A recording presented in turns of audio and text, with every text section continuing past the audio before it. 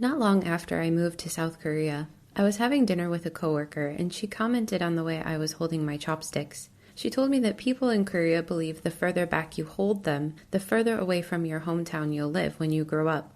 Now, I lived in South Korea for 10 years after that comment, and I never heard another Korean person say that, so I'm not really sure if it's a widespread belief, but it definitely does seem to hold some weight because I was certainly a long way from home. 6,600 miles, or if you want to put it in kilometers, about 10,700.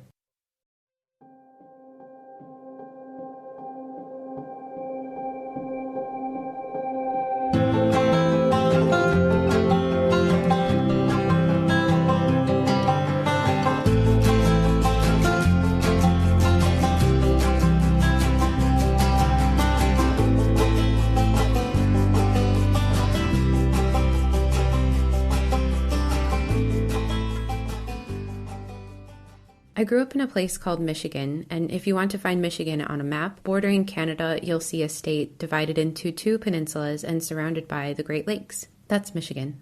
After my sisters were born, when I was about 2.5 years old, my family moved to a northern suburb of Detroit, and I spent the next 19 years there. Growing up in my town was great because it was a safe place to be a kid, there were plenty of green spaces to go and play outside. But one of the things that was really lacking was diversity. According to the census in 2000, nearly 95% of the population was white. And of course, that's not to say that growing up in a place like that is a very bad thing, but there just wasn't a lot of variety in terms of people looking different, hearing different languages, or even being able to go to different restaurants with different kinds of cuisine. The one place I did have some exposure to what the world was like outside my town was school. And in school, we would be sitting in the classroom. We would have a lot of posters featuring different places like Neuschwanstein Castle in Germany or the rice terraces of Vietnam. And I would really be distracted in class looking at those posters and asking myself questions like, what kind of food do they have there? And how long would it take to fly there? And I would even have a little bit of a feeling of anxiety that I might never be able to see these places in real life because they just seemed so far away from where I was. I was really curious to see what the rest of the world looked like outside of our town. So one day we were assigned to tell family history stories for a project in elementary school. Listening to my grandparents tell stories of their parents, my great-grandparents, who had emigrated over from Europe, and just looking at the photos really blew my mind. In fact, because I was just in elementary school, it had never really crossed my mind that I had members of my family who had come from a different place. My grandparents themselves had been born in the United States, but my great-grandparents had been born in Ireland, Italy, and Germany, and they all made the trip over to the United States. Hearing these kinds of things, I was just so surprised that somebody could pack up their things and move across an ocean to a place that they had never been and that they knew nothing about. I mean, wasn't that hard to just hope that you would figure it out when you got there? Naturally, this was before the internet or any kind of resources that would help make an international move easy, so how did they do it? I was fascinated, and I was really curious about what it was like in the places that they had grown up. By the time I got into middle school, anything that included words like multicultural or traditional or international had my full attention. And luckily, in the third year of middle school, we had a chance to take a course called Exploratory Language. In our school district, second language education didn't begin until high school. But in order to prepare you for that education, you could take a course in the third year of middle school that would introduce you to all the different language options you'd have in high school. This course was a year-long course divided into 4 equal parts, and you would learn the basics of French, German, Spanish, and Japanese. I really could not wait to get into this class, as I'm sure you could guess. And as we started going through the course, I found that the language I enjoyed learning the most was Japanese. I think a lot of people imagine that I got into Japanese because maybe I was a fan of manga or anime, but really it was just that this language was so different from anything I'd ever experienced before. The characters were different, the grammar was completely different. I was fascinated by it. So when I entered high school, I decided that that was the language I was going to continue with. We had a really good time in Japanese class in high school. It wasn't the most popular class, so the group of students who were together for the course of the 3 years of high school was kind of small. And the entire time that we had this course, we had the same teacher. She was really great, and she sticks out as a memorable teacher in my mind because she herself could speak multiple languages and she had experience living abroad. For me, she was a role model of what I would like to do with my life. I wanted to be able to speak more than one language. I wanted to spend some time in different places. And it was in high school that I was really starting to formulate this plan of which direction I would like my life to go in. But, you can't just simply pack up and move abroad. You have to figure out a way to do it. And it's not like I just had tons of money to drop and fly over to another country to live for some time. I was going to have to find a job and a way to really make a life in whichever country I decided to live in. Luckily enough, our Japanese teacher introduced us to a program in Japan, which was a teaching program where native English speakers could go and they'd be a kind of guest teacher in public schools in Japan. It was called the JET program. This program was great because it wouldn't be a full-time job. It was just a job that you would do, and the students would have a chance to practice speaking English with you, but then you yourself would also have some time to get out into Japan and experience life there. So after she introduced us to this program, I thought, okay, yes, this is what I'm going to do. I'm going to study Japanese in university, and as soon as I finish university, I'm headed straight for that program.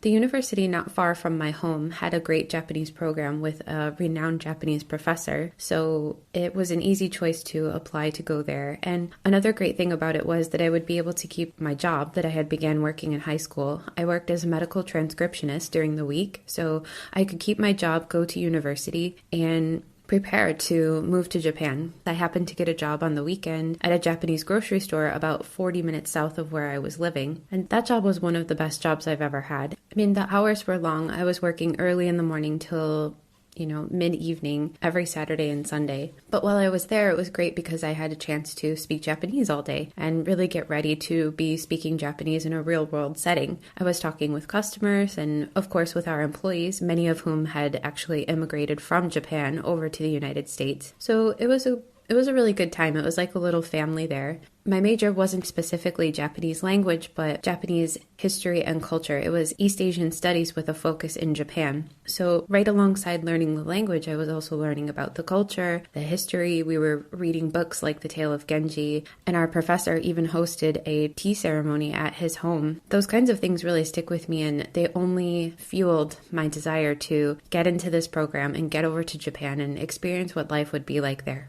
Around halfway through university, I started to feel I was really getting out of shape because I was working 2 jobs and studying. And back in high school, I had been a competitive swimmer.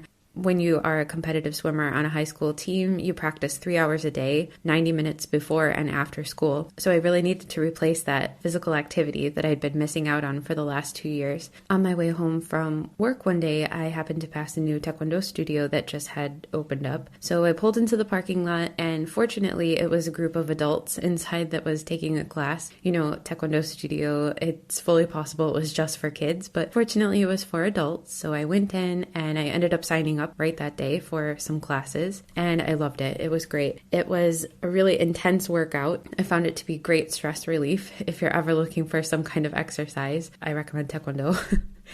And I was going there as often as I could. And our instructor, he himself was from Korea. He was from a place in Korea called Jeonju. And Jeonju, he told me, is famous because it has some of the best cuisine in all of the Korean peninsula. So if I were to ever visit South Korea, I would definitely need to make it over to Jeonju to try some of their delicious foods. So I made a mental note, okay, when I'm living in Japan, I'm going to take a flight over to South Korea and give this food a try. Towards the end of university, I was thinking, I really want to be sure that this is the direction that I want to go with my life. So I actually took a trip to Japan back in 2008. I went by myself for 2 weeks. It was my first time to leave the country. I was 19 at the time. I'm not really sure how I managed to convince my parents to let me go to the other side of the planet by myself, but somehow I managed to convince them that everything would be okay. This was before smartphones and things like that. I really don't know what I said that managed to convince them, but back in August of 2008, I got on a plane and I went over and visited Japan. I went to Tokyo for just a very short time, and then after that, I spent most of my trip in Kyoto, and it was like I had just plopped myself into another world. I was really self-conscious walking around Japan by myself. I didn't go to a single restaurant while I was there. Everything that I ate was from the convenience store because I was just so shy to go to a restaurant and order by myself. And it was incredibly hot. Summer in Japan, especially in Kyoto, hot, humid. But it was a really good experience. And after visiting there, I knew for sure I have to pass that interview. I have to get this job and I have to spend, some time living in this place. Finally, it comes time to graduate. I graduated from my university and it was time for the interview for the JET program. So I went down to the embassy in Detroit and I had my interview. I thought it went okay.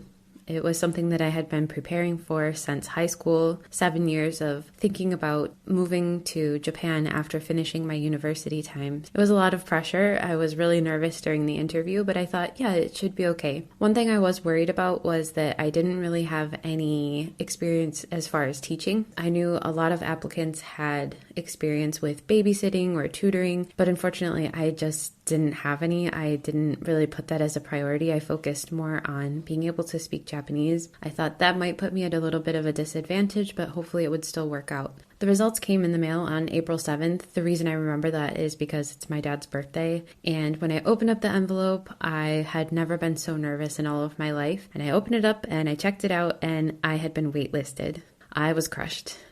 And I'm pretty sure I ruined my dad's birthday that day because I was just so upset. Everything that I had been planning for the last 7 years was just now a giant question mark.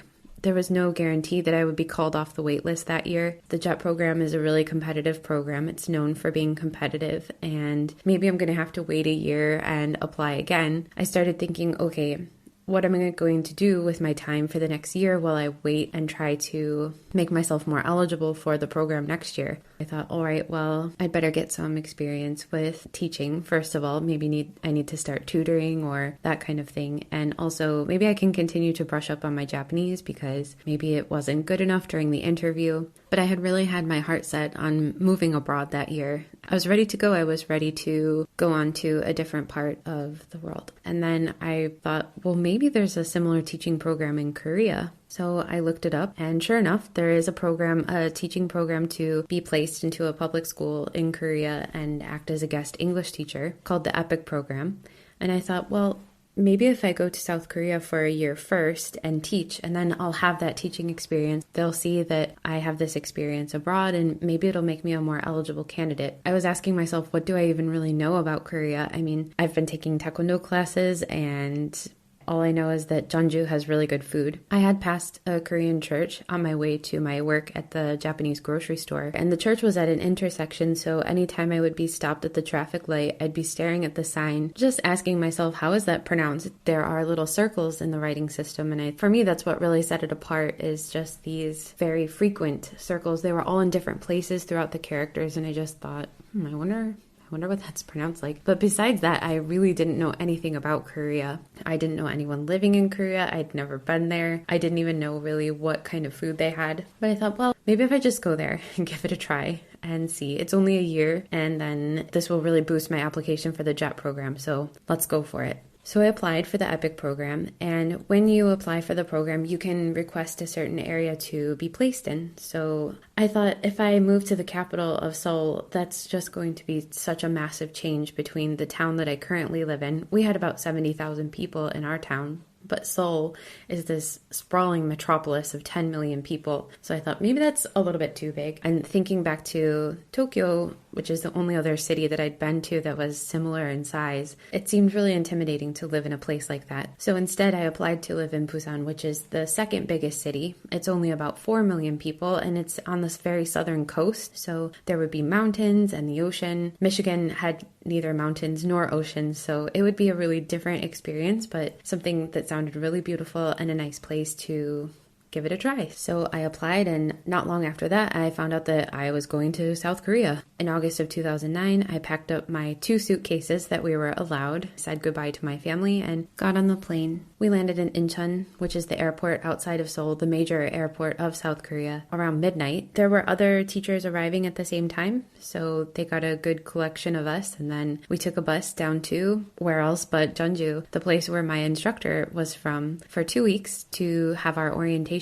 for our new job. I was really excited that at least one place would be familiar to me because, I had never been there, but I had heard some stories. I had a list of foods that I was supposed to try. So I was happy that we ended up being in Jeonju. And then after 2 weeks of orientation, we were sent to our final post, the places where we had been assigned to teach. Took another bus from Jeonju over to Busan, and that's where I began my life in South Korea. It was really cool there. It was, of course, like I said, not like any place that I'd ever been. It was very different from Japan too. I think one of the best things about Korea is the mix of past, present, and future. If you go to Korea, you will find things from very, very far in the past, ancient palaces, old temples, traditions that span back a really long time. It's a country with a long and complicated history. You'll find the conveniences of modern life, and then you'll find things that are almost from the future. It's a really interesting place with a whole kind of mix. There's something for everyone there. I was having a good time. I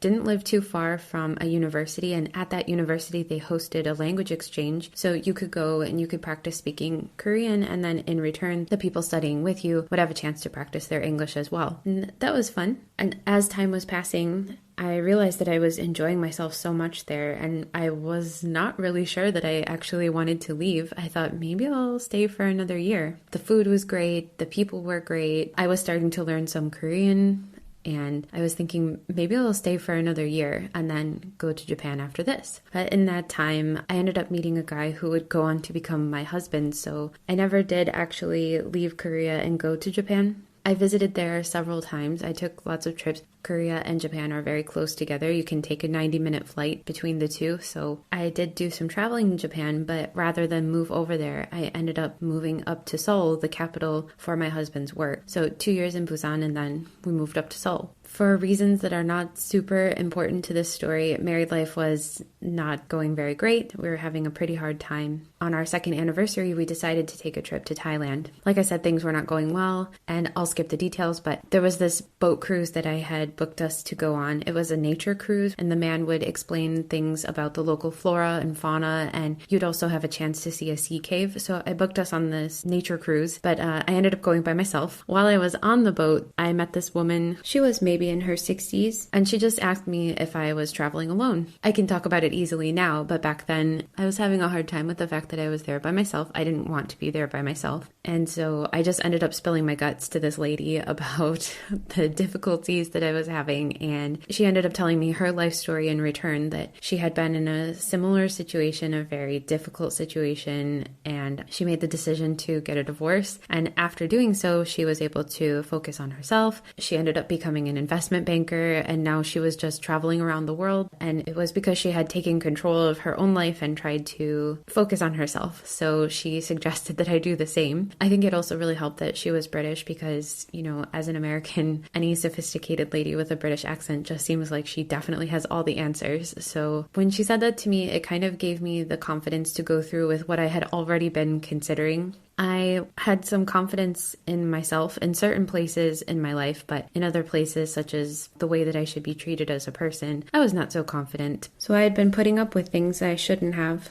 This woman made a big impression on me. She was a successful lady traveling the world, and she represented to me what I would like to be myself. And so I thought I better get my stuff together, and maybe it's time for a divorce. So as soon as I returned to Seoul, I moved into my own apartment. I haven't mentioned that I had been working as an English teacher this whole time. First, I was working at an elementary school for 2 years, and when I moved up to Seoul, I was working in a kindergarten. I had also been doing some private tutoring, so when I decided to move out on my own, I looked for an apartment that would be close to where my students were living. That way, I could easily go to their homes for class and have more students in a day. At this time, I had changed my visa to a permanent residency visa, so I was able to start a little business in Korea, and I registered my business and became a full-time private tutor. So eventually our divorce was finalized, but that didn't make me want to leave Korea.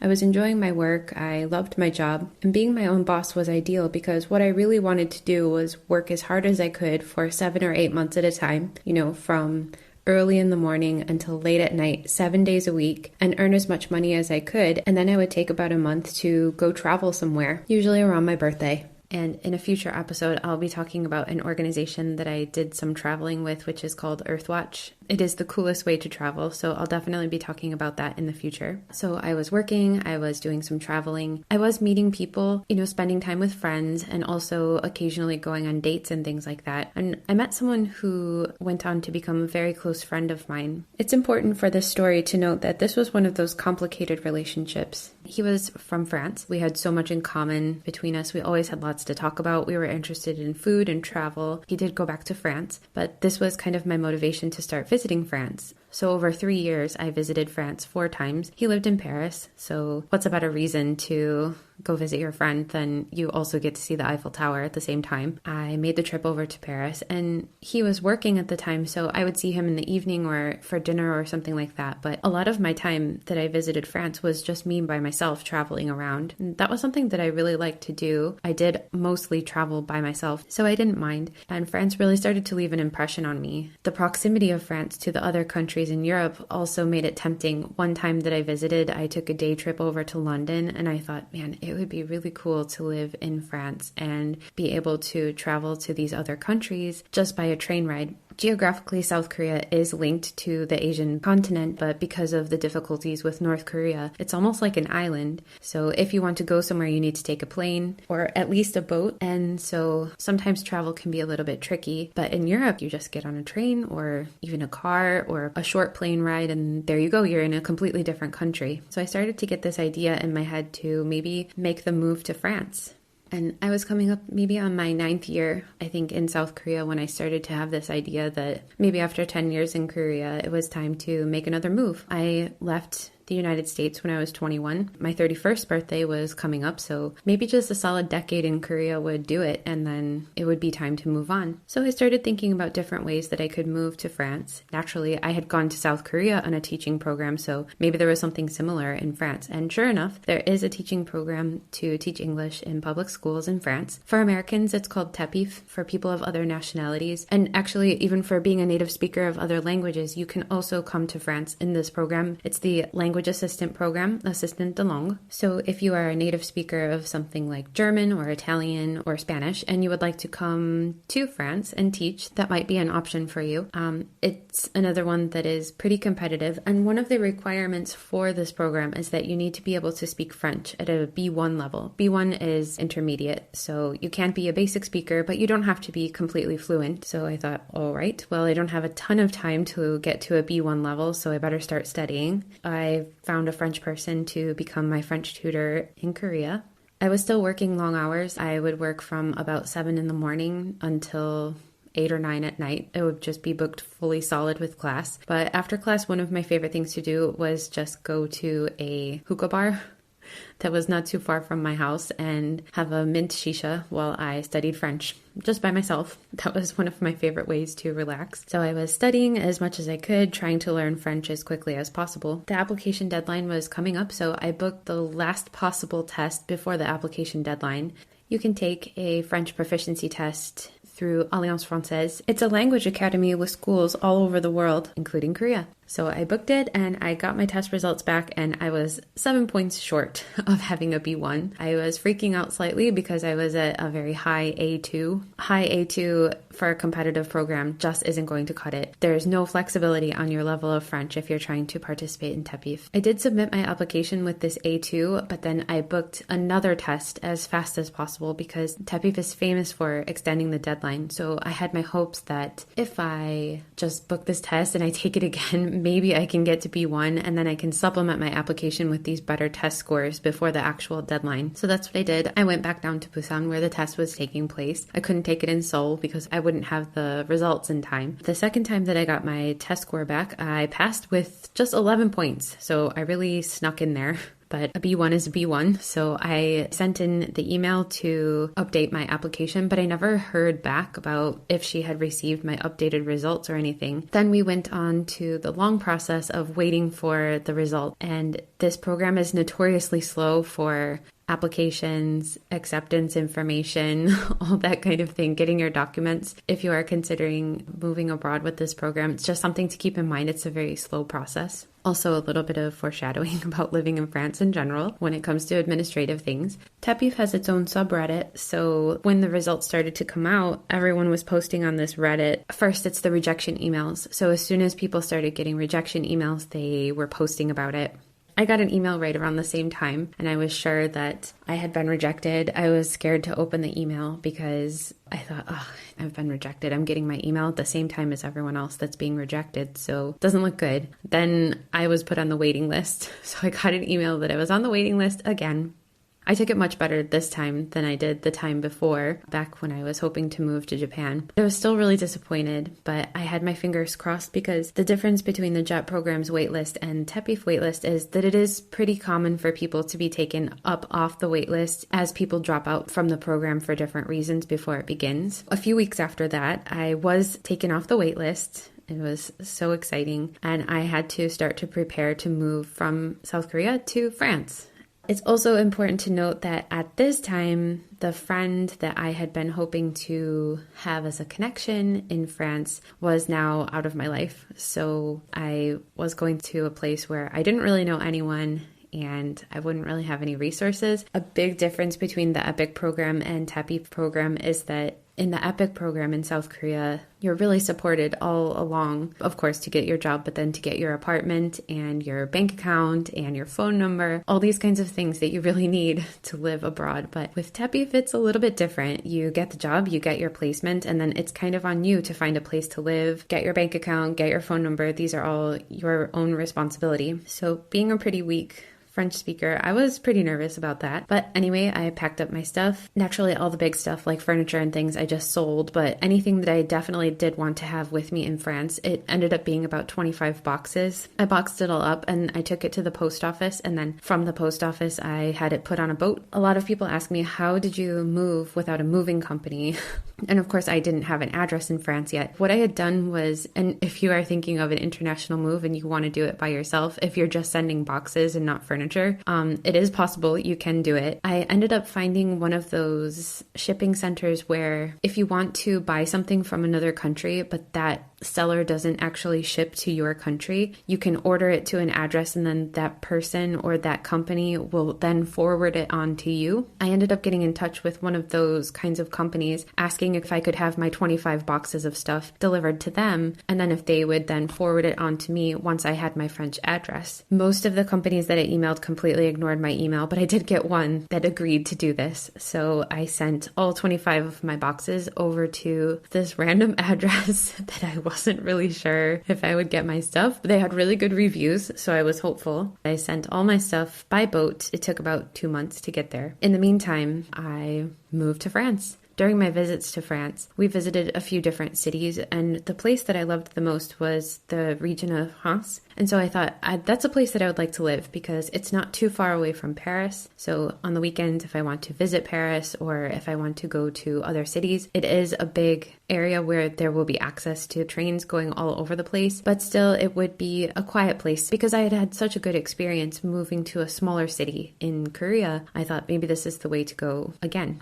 I ended up being placed in France, the department. The country itself is divided into different educational sections, and I was placed in that department. And then within that department, I was placed in a region. The place where my school was in a very small city in the very north part of France. The first thing that you need to do when you move to another country is you need to have a way to be able to contact places like the person you're trying to rent a house from, or even your bank. You need to have access to your bank account, things like that. So it's good to get a phone number first. The problem with getting a phone number in France is that you need a bank account to get a phone number in France, but in order to have a bank account, you need to have a phone number.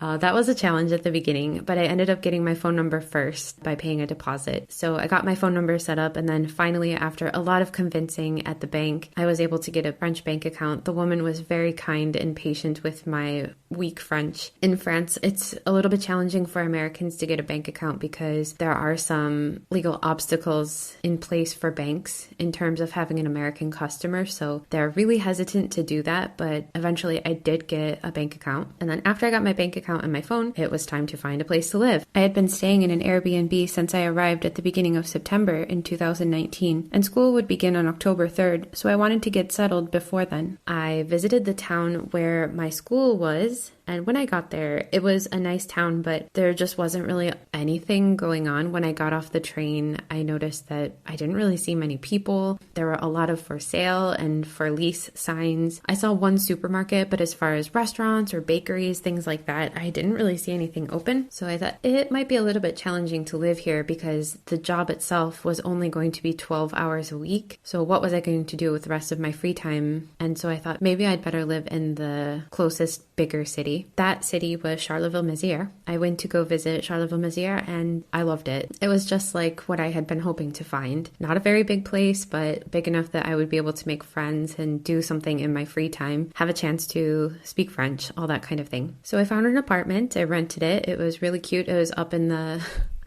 The challenge with that apartment was it was on the 4th floor. It was a 4th floor walk up, and they weren't any regular old stairs. It was a steep spiral staircase, and because it was a very old building, the rooms had high ceilings, meaning each flight between floors was more like 2. I had to bribe the delivery guys from the furniture store about 20 euros each to help me take the sofa and the mattress upstairs because they were fully ready to leave it in the entryway of my building. When the boxes that I had shipped arrived, I got to walk each and every of those 25 boxes up the stairs. And as I said, I didn't know anyone when I moved here, so I wouldn't even meet my coworkers until school began, so I had to do things myself. And don't get me wrong, I knew what I was in for, but it was a challenge nonetheless. The first night in my apartment, I got a pizza and I sat on the floor like you always see people do in movies when they're moving into a new place. It was tough. It was a little bit lonely at first, but it was nice. Like I said, it was a little bit lonely, and by this time, I did mention that I had had that kind of bizarre friendship relationship thing with my friend, but it had been 4 years since I was in a really true romantic relationship, and even my marriage had not been what I'd call a good relationship. So I definitely wasn't opposed to the idea. I was ready to be in a serious, happy relationship, but it wasn't my focus. But I did want to make new friends. I joined a few dating apps where, some of them also have the option for you to just say that you're looking for friends. So I joined those. I was 31 at the time. So as someone in your 30s, especially if you're like me and you're not a big partier or clubber or something like that, then it was going to be a little bit of a challenge to just go out and meet other people my age. There was a profile on there and I thought, wow, we have so much in common. It would be really nice to meet this guy. Maybe even if it just ends up being something as friends, that would be great. We have so many things in common. So we ended up connecting on the app. Once we connected, the conversation never stopped. We had so much to talk about. He lived about an hour and a half away from where I was living. So in those 2 weeks, we didn't really have any chance to meet. But then at the end of October, I had scheduled a little trip back to Michigan to go see a David Sedaris reading with my mom. My mom and I are both huge David Sedaris fans, and we had always talked about going to a show. He was finally coming to Detroit, and it was a school break. So even though I had just gotten to France, we had made this plan to go see David Sedaris. And then upon my return to Europe, I was actually going to be traveling a little bit around Germany before school started again. So I told this guy that, it was too bad that he lived a little bit far away because it would be great for us to have dinner together or something before I went to Michigan and Germany, and that I probably wouldn't be able to see him for at least a few more weeks. But he said that we should try to get dinner together. So we actually had dinner together the night before I left to go visit Michigan, and it was one of the most awkward first dates that I've ever been on. We didn't really have that great of a time. He didn't speak a lot of English. I didn't speak French very well, so it was just kind of uncomfortable, and I thought that we would actually never end up seeing each other again. We had so much to talk about with text, but when it actually came to speaking in person, we both felt a little bit weird. It was very nice. We had a good time, but it was just really awkward and didn't seem like it would go somewhere. But the next day we were still messaging to each other, and we continued to message each other all the way through my trip. When I got back to France, we had plans to see each other again. So we started seeing each other pretty regularly. I would make the trip out. I didn't have a car, so it was a little bit challenging for me to get to his town. It was a train ride followed by a bus ride, and then needing to be picked up from the station. We even went on a little weekend trip together for seeing the Christmas market in Strasbourg. And then about 5 months after we had started dating, COVID happened. And it was in March of 2020, they decided to do a complete lockdown and everyone was going to have to stay home. My work was closed, so all I was going to be doing was sitting in my apartment waiting for life to start again. And I thought, oh no, I'm stuck in this apartment. What am I going to do for the next few months? It's going to be really tough. Fortunately, I was still teaching some of my students online in South Korea, the private students that I had. My work in France at the high school was just 12 hours a week, like I said, so I needed something to supplement that, and I wanted some extra work. So I did manage to keep some of my students online. So that was great, but it was going to be a lonely few months. The guy I'd been seeing, his name is Jeremy. Jeremy suggested that we spend the lockdown together. So I thought, yeah, that sounds like a pretty good idea because otherwise I'm just going to be alone and he would be alone too. And at this point we had been spending a lot of time together. We really enjoyed each other's company. So while it was pretty risky to go spend 3 months locked down with someone that I had only been dating for 5 months, we thought, well, in the worst case, he can figure out a way. He can do one of those emergency papers and take me back to my apartment in Charlottesville. So we did spend those 3 months together. And also he has a yard and he had a dog. So how could I say no? We spent that time together and we had a really good time. We didn't really fight or anything like that. We weren't at each other's throats, even though we were locked together. At the end of the lockdown, we thought, well, this was pretty fun. So why don't we just keep living together? And so we did. We spent the whole summer living together. And at the end of the summer, I went back to Charlottesville, ended my contract with my apartment and moved all my stuff out to his house. That was September of 2020, and that brings me to today, which is November 5th of 2021. We've been together for more than 2 years, and we're actually engaged, and I love it here. I'm happy to call it home. It's about 300 people where we live. It's a pretty cute place. It can get a little bit boring sometimes, especially when you consider that the time between living in a place with 10 million people to 300 people was not so long. It's been sometimes a little bit of a shock, but yeah, that's the story of how I came to be living abroad. I kind of glossed over some of the challenges that comes with moving abroad, leaving behind your family. I've had family members pass away in the time that I've been away. I've had nieces and nephews come into our family that I have not even met yet, thanks to COVID. We're finally headed to Detroit so that my family can meet Jeremy for the first time in person and also so that I can meet my niece and nephew. But overall, moving abroad has been a really positive experience that has changed my life and shaped who I am as an adult. If you are considering to move abroad, I can't recommend it enough. It doesn't necessarily have to be another country, of course. You can just move to the next town over, even if there are going to be some challenges along the way. I really wouldn't change any of it. It's been very fascinating. I really appreciate you listening to this incredibly long background story. Not all of the episodes are going to be like this kind of narrative style. Most of them are going to just be informative, educational, not me talking about myself for 40 minutes. But if you have made it to the end, I really appreciate you listening today. I hope that you have enjoyed this story. Tune in next time for another fascination. Tune in soon. It's going to be really soon. So I look forward to talking to you again. Thanks so much.